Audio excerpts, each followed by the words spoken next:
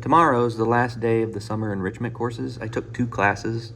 The first was called Elementary Themes and Analysis, which was supposed to be like a review of undergraduate analysis, but it turned out to be a very rigorous look at linear algebra, at least like 80% of it. And then the second part was a discussion on series or tests for series convergence, as well as some integration theory. We finished up with Abel summation and a Chesaro summation. We proved Steinitz's theorem, which took about 2 days to prove. But our test was supposed to be tomorrow, but he was pushed till Monday because many of us wanted more time, and he was happy to oblige us. So our test is Monday, the grades are due Tuesday. I'm going to study like a madman over the weekend to get those theorems in my head, fully understanding them. And then the other class was called, I'm going to butcher the title, it's like Construct Theory of Functions and Approximation Theory. The class was supposed to be like the applied class, you know what I mean? Like, they give us 2 classes. One of them's supposed to be a pure math course, the other is applied math. But the guy that's teaching it, like, I think he took more of a pure math approach. So it felt like we were doing 2 pure math courses, and some of the applied people are like, I can't take all this pure math. This is too much for me. Or at least one student was like that, which I totally get. Sometimes this pure math is a bit much at times. But anyway, we finished the class with a discussion on logarithmic potential theory, which I've seen in my potential theory class. The paper that I did my presentation over is this guy by E.B. Saf. This guy's name shows up all the time when you study potential theory. Potential theory, for the layman, if you don't know anything about it, it's sort of a unique blend, or at least this is E.B. Saf's words, it's a unique blend of measure theory and complex analysis. So if you're someone that's taken both of those classes and you want to see how the 2 subjects can get intertwined with one another, potential theory is a good place to go next. It's also got a lot of physics in it, like it deals with problems in electrostatics. So it's not strictly pure. In fact, it kind of gives context for that measure. Like, I can imagine a lot of students taking measure theory and complex analysis the first time are like, when is this like useful? They were like, when are we gonna like need this? Yeah, it sounds like, you know, my undergrad students, like, when are we ever gonna need this? But turns out there is a physical application of potential theory, of all that measure theory and complex analysis, that this paper kind of goes through. This paper is pretty well written, by the way. So I recommend, if you're wanting to know more about potential theory and you want a place to start, I would start with this paper, maybe. I mean, you do need the measure theory background and complex analysis to digest it, but after you take those classes, read this paper. So my PowerPoint presentation is about it, and I only do the first 2 sections. There's only 2 things I'm worried about with my PowerPoint, which I'm going to solve tonight. The first is that I don't prove anything. It's more or less a summary of the paper, because the paper is pretty beefy, and it's impossible to do a PowerPoint over the whole paper. You know, it's 40 pages, and I only do the front half. My friend in the class, who's also doing a PowerPoint over the paper, he got the back half and I got the front half, and we can pick and choose what we want to talk about. The instructor's fine with it. But other people in the class have been proving stuff, and I feel like I should prove something, even if it is minor. I do give some examples. I don't think it'll matter too much, to be honest with you, but I feel like I should prove something, not just summarize the paper. Because a lot of this stuff was already discussed in class and by another student who was doing a PowerPoint over another paper.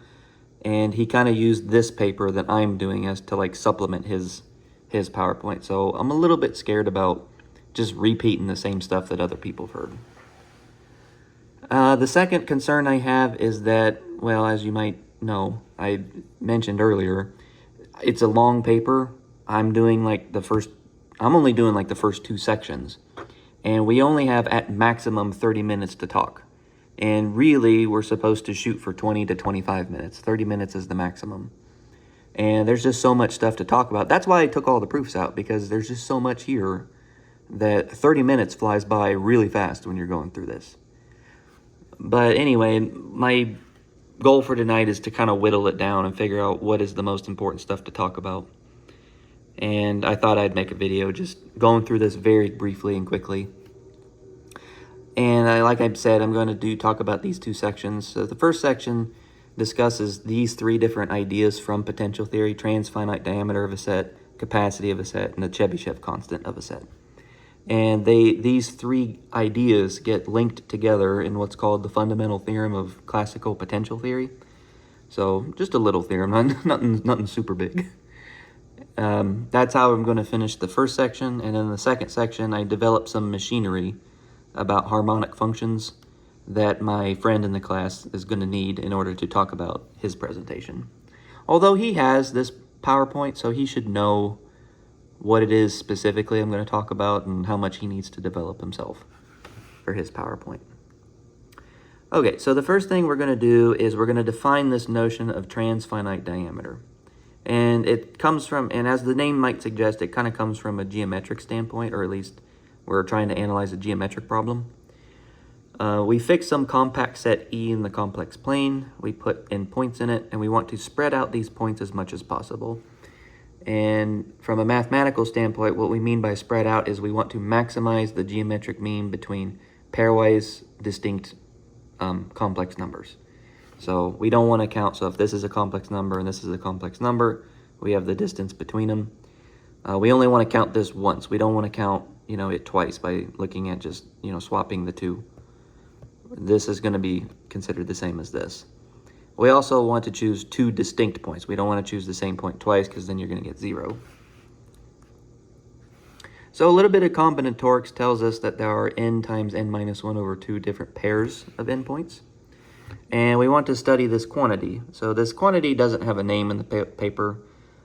To myself, I've been calling it like the pseudo diameter, but that's a bad name for it. But the idea is this: you want to take those geometric distances between two distinct points. You want to multiply them all together. And then you want to take this root of that product, which the way he's written it as raising it to the reciprocal power, which he's placed here. So you look at this number, whatever this number is, and you want to see how large it can get for n chosen points in E. So the maximum possible value that you can get here, we denote with delta n of E. And any set of points that gives us that maximum value has a special name. It's named after I think he was a Hungarian mathematician, but I could be mistaken. But any set of n chosen points that gives us that maximum is called an n-point Fichiti set, and the points themselves are called Fichiti points. I don't mention this in the PowerPoint, but Fichiti points I believe necessarily, I have to go through the paper again, but I believe they always appear on the boundary of a compact set. And something else, I don't remember. Yeah, I need to go through the paper again just to make sure. Now, one way that you can study delta n is via a new function called E of n, or the energy of an n-like charged particle system, where those charged particles appear at the position zi. So we can study delta n through this guy, because what does this guy look like? This guy looks like him if you take the logarithm of it. So log of a product is equal to sum of logs, although this exponent property, it brings it down in front. So the way the authors decided to define the energy is that he's ignoring that exponent that comes down in front, and he decides to add it back in later. I should also mention that he's got 1 over the distance here, whereas down here he just has the distance. So instead of maximum, we have minimum here. So the game of minimizing this amount is this more or less equivalent to the maximizing of the deltas. And we can actually, if we recall a little bit of physics, we can actually express the energy of a system in terms of delta n, which is given here. You can see where the exponent comes back into play. So you have the exponent constant depending on n, logarithm 1 over delta n of E, if you view it as a function of E. I say that because I'm definitely not going to say that during the PowerPoint presentation, but if you look at E as a function, or fancy E as a function of E, then this is a constant that hangs out in front. But what we want to do is we want to study how that function behaves asymptotically as n grows toward infinity. So here e is fixed. So now we're letting n tend toward infinity, and we want to know how this function behaves, more or less. So we need a lemma in order to go forward. If I prove anything, it will probably be this lemma because it's really short, and it's kind of awkward just to drop this out of nowhere. But this sequence that we've defined here is an increasing sequence, which means that my sequence of delta n's, based on how we've defined e of n, is a bounded decreasing sequence. And these guys are non-negative. So non-negative, bounded, decreasing, you know what we got to do. We got to apply monotone convergence theorem to conclude that it is a convergent sequence. So this limit, as n tends toward infinity, is what we define as the transfinite diameter. And I list a few facts about it. So the first fact is, well, it's going to be non-negative, obviously, and it's going to be bounded above by the diameter of our set E.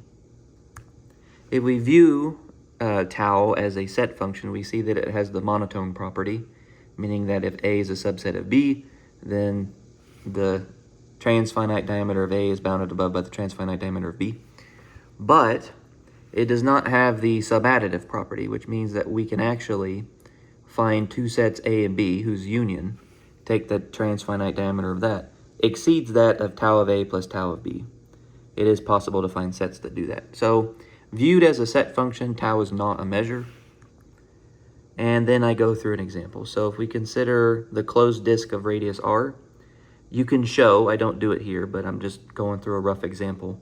You can show that the nth roots of unity scaled by r up to rotation forms an m-point Fichiti set for E, so we know that these Fichiti points gives us our delta n. And if you actually compute delta n, you'll get something that looks like this. You'll have r times n raised to 1 over n minus 1. Yes, there's a lot of math in here, but for the sake of time, because this video is also 12 minutes, you can see just how little time I have to get through this. Under normal circumstances, I wouldn't worry about it, like if I was given a PowerPoint to someone that doesn't know this math. But given that my audience is, very adamant graduate students that love math, that want to know, want me to explain everything, I'm a little bit nervous. They're like, we need you to compute that. I was like, I don't want to compute.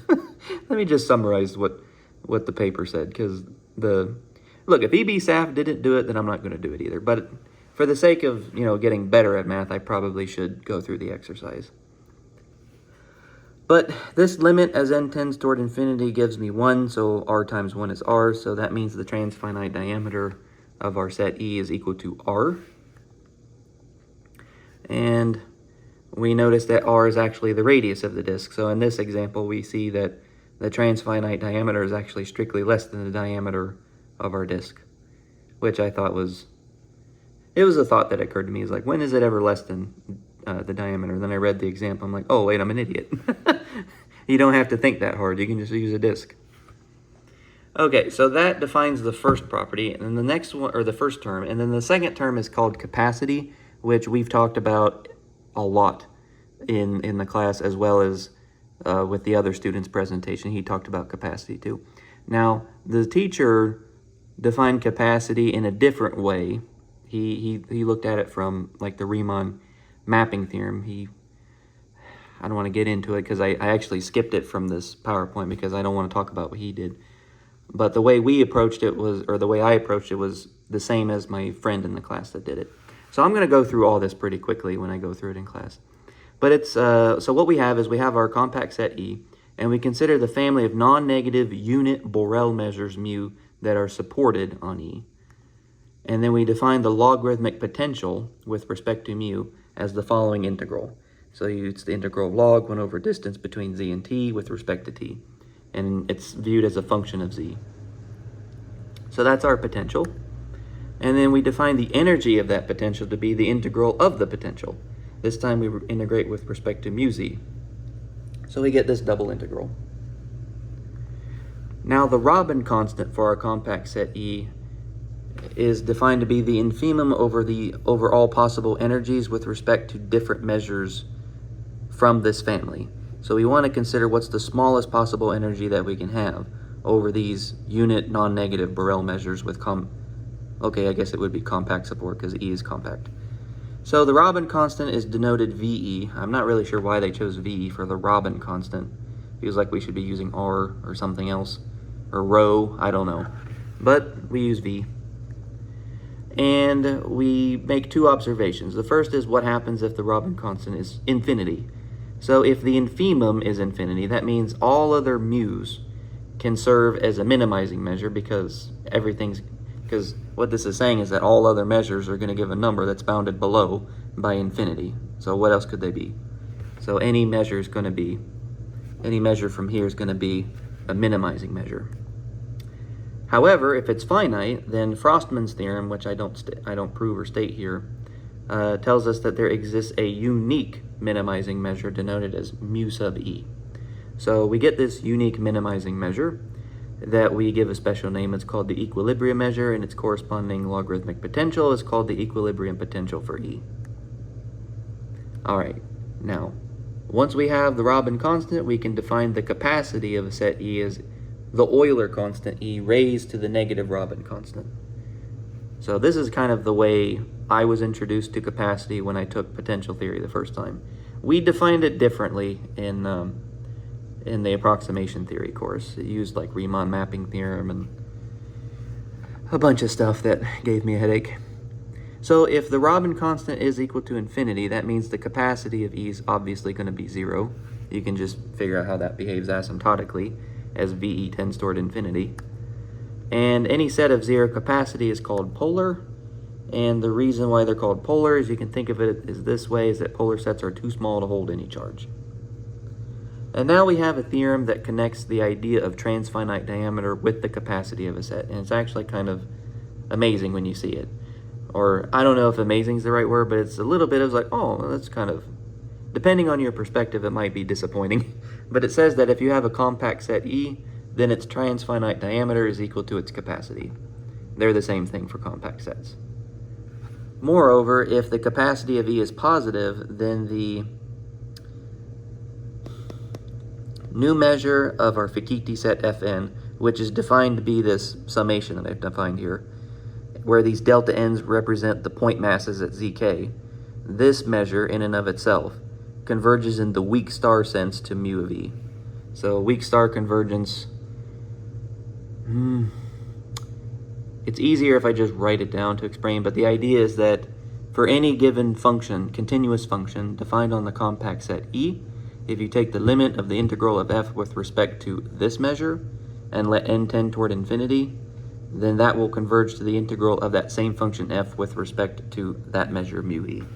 Or at least that's how they've defined it in the paper. All right, so Frostman's theorem, I think, is the next one. We motivate it with an example. We look at the R disk centered at the origin. Capacity is equal to R.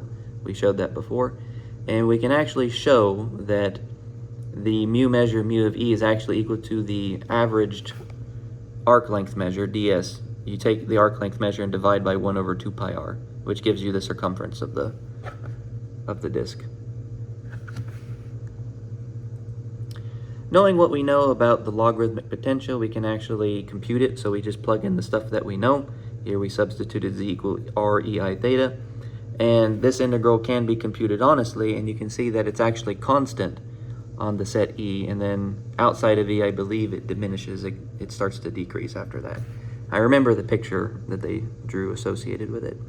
But in this example, our logarithmic potential turned out to be constant on E, and this is an important observation because it's actually not really a coincidence that it was constant on E. So from a rigorous standpoint, we say that our our equilibrium potential is constant quasi everywhere, meaning that it's constant everywhere on the set E, except possibly on a set of 0 capacity. In the example that we have here, our measures were pretty nice, but we can have a Borel measure that's not as nice. So we summarize our results with Frostman's theorem. So Frostman's theorem says that if you have a compact set of positive capacity, then we know that the log potential is bounded above by the Robin constant for every point in the complex plane. So this is a ceiling on my log potential function. But on the set E itself, we know that the log potential is going to be, or the equilibrium potential is equal to the Robin constant quasi everywhere, which means there might be a subset of E of zero capacity where equality doesn't hold, which means that you have strictly less than, because this is true for all Z. So you never actually get above the Robin constant, that turns out from Frostman's theorem.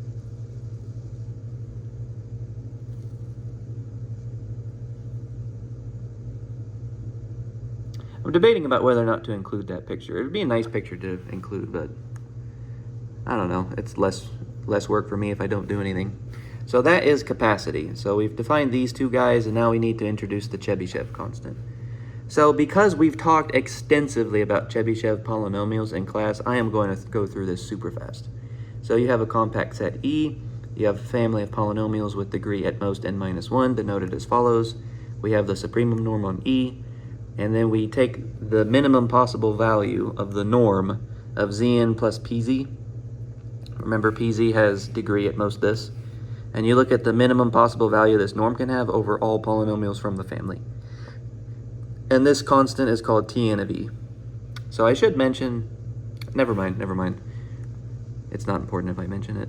Assume that E has infinitely many points, otherwise it doesn't really make much sense to talk about this type of stuff. And we define the unique monic polynomial. So monic just means that the leading term has coefficient 1, so you have Zn. Monic polynomial Tnz of Zn plus whatever these lower order terms are, is to be that unique monic polynomial that gives you this, not coefficient, but this constant that shows up here. And that is called the nth Chebyshev polynomial for E. So another exercise that I don't do, but I might do it if it's really short, is to show that this sequence of TNEs raised to 1 over n power is actually a convergent sequence. And the limit of that convergent sequence is called the Chebyshev constant of E, which we denote with Cheb E, limit of this, which turns out to be the infimum of this as well, based on the nature of that sequence. So this is our Chebyshev constant, and then we make a mention that Fichiti polynomials are monic polynomials with all zeros on the Fichiti set. And we know Fichiti polynomial or Fichiti sets are really important in the context of transfinite diameter, because we know where those delta n's are maximized. And now with this constant, we relate these three ideas together in the fundamental theorem of classical potential theory, which it turns out that for any compact set that you have, the transfinite diameter is equal to its capacity is equal to the Chebyshev constant. Moreover, those Fichiti polynomials actually give us a satisfactory limit. Well, you can read what it says here, but it turns out Fichiti polynomials are sufficient for giving us that Chebyshev constant in the following form. Moreover, if the capacity of our set E is positive, then we have asymptotic distribution equal to that of the equilibrium measure, which is denoted here. So we have the weak star convergence of these discrete measures toward mu of E. It is kind of a powerful theorem, and I do probably need to explain this, at least explain this theorem in greater detail than what I've given here, but I think the level of description I've given is probably enough to give me an A, because, I mean, this is just the first section. I got to do the second section here, so I'll probably cut out a lot of stuff, or at least brush over some stuff and refine it a little bit. But I just wanted to at least give you guys a rundown of the first section. And this was my first time practicing tonight, so if it was a little bit rough around the edges, it's okay. We'll get it smoothed out by probably 4 a.m. unfortunately. But we're gonna do harmonic functions. This stuff I'm kind of well versed in at this point, because potential theory, there was like 2 or 3 weeks we just spent on harmonic functions. In fact, a lot of this stuff sounds very familiar if you've taken complex analysis before. Like, for example, let's wrap up here, but for example, I was thinking of the max-min principle. If D is an open connected domain, U is a harmonic function, assume U attains its maximum or minimum in the domain D, then it turns out U is identically constant on D. It sounds an awful lot like max modulus principle from complex analysis, but not 100% exact, but it smells like it an awful lot. Anyway, it's been 25 minutes. My phone's going to die, so wish me luck tomorrow, and I'll see you guys hopefully in the measure theory review. I've recorded about half of all videos, or at least half of the chapters from my notes, and it's going to take a little bit longer to finish, unfortunately, but it's going to get done, and it's going to be great.